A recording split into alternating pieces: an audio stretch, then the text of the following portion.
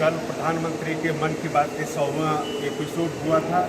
राजभवन में राज्यपाल आनंदीबेन पटेल की प्रेरणा से यहाँ गांधी सभागार में लाइव उसका प्रसारण हुआ था। अनेक लोगों ने उसको देखा, राज्यपाल जी का संबोधन भी हुआ।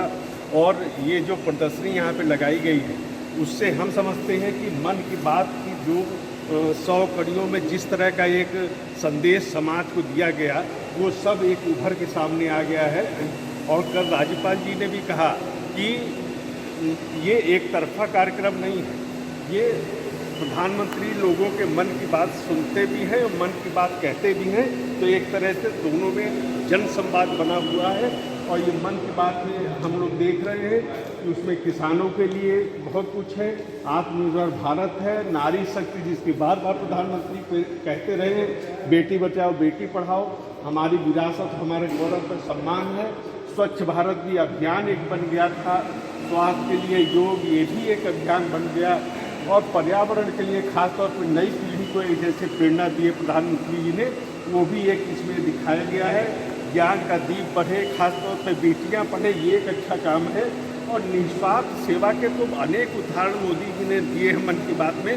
और मैं समझता हूँ कि ये जो पद्म सम्मान गरीबों तक पहुँच गए हैं, ये प्रेरणा प्रधानमंत्री के मन की बात से हुआ है। इससे उनके वो लोग आए हैं। और खासतौर से युवा पीढ़ी के लिए उन्होंने जो फिटनेस की बात कही है, युवा समर्थ हो, युवा जो स्वामी विवेकानंद कहते थे वो राज्यपाल जी भी कहती हैं। और मोदी जी ने भी फिट इंडिया के माध्यम से एक संदेश दिया है मन की बात के माध्यम से।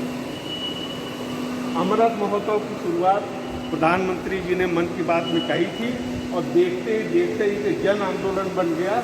और किस तरह से इतिहास के, स्वतंत्रता संग्राम के जो उपेक्षित पहलू थे वो भी उभर के सामने आ गए।